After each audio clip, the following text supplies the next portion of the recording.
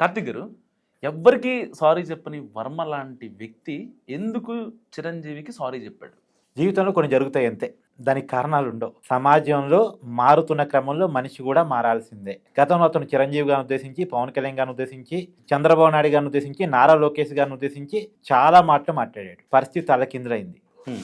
అతనే హీరో అనుకున్నాడు, సమాజమే హీరో, వ్యక్తి హీరోగా ఉండడు అన్న విషయం అర్థమైంది. కేసులు ఎదుర్కొన్నాడు, జైలు దాకా పోయే పరిస్థితి వచ్చింది. సరే, కొంతమంది కాపాడే ప్రయత్నం చేసినట్టున్నారు. మొత్తానికి జైలుకి అయితే వెళ్ళలేదు, కానీ మనిషిలో మార్పు అయితే వచ్చింది. పోలీస్ కౌన్సిలింగ్ పనిచేసింది, చట్టం కౌన్సిలింగ్ పనిచేసింది, సమాజం కౌన్సిలింగ్ పనిచేసింది నేను అనుకోవటం, నా అభిప్రాయం. నిజానికి వర్మ చాలా గొప్ప డైరెక్టర్ అబ్బా, చాలా మంచి వ్యక్తి అని నేను అనుకుంటున్నా. ఎందుకంటే శివ లాంటి సినిమాని ఒక టైంలో తీసి ఒక ట్రెండ్ క్రియేట్ చేశాడు. టాలీవుడ్ నుంచి బాలీవుడ్కి ఎదిగిన మొదటి డైరెక్టర్. ఇవాళ మనం గొప్పగా చెప్పుకున్న త్రివిక్రములు, రాజమౌళిలు, కొరటాల శివలు, వీళ్ళంతా పూరి జగన్నాథులు, వీళ్ళంతా వర్మను చూసి నేర్చుకున్న వాళ్ళు, కొంతమంది వర్మ శిష్యులు కూడా ఉన్నారు. అంత గొప్ప డైరెక్టర్. సావాస దోషం, జగన్మోహన్ రెడ్డి గారితో సావాసం ఎప్పుడైతే ఏర్పడిందో దారి తప్పాడు. 6 నెలలు ఒక వ్యక్తి ఇంకో వ్యక్తి సావాసం చేస్తే వాడు వీడవుతాడు, వీడు వాడవుతాడు అని పెద్దవాళ్ళు చెప్తా ఉంటారు కదా.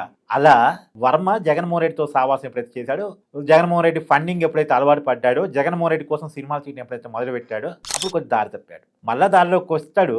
ఇక వర్మ దారిలోకి వచ్చాడు, జగన్మోహన్ రెడ్డి దారిలోకి ఎప్పుడు వస్తాడో చూడాలి.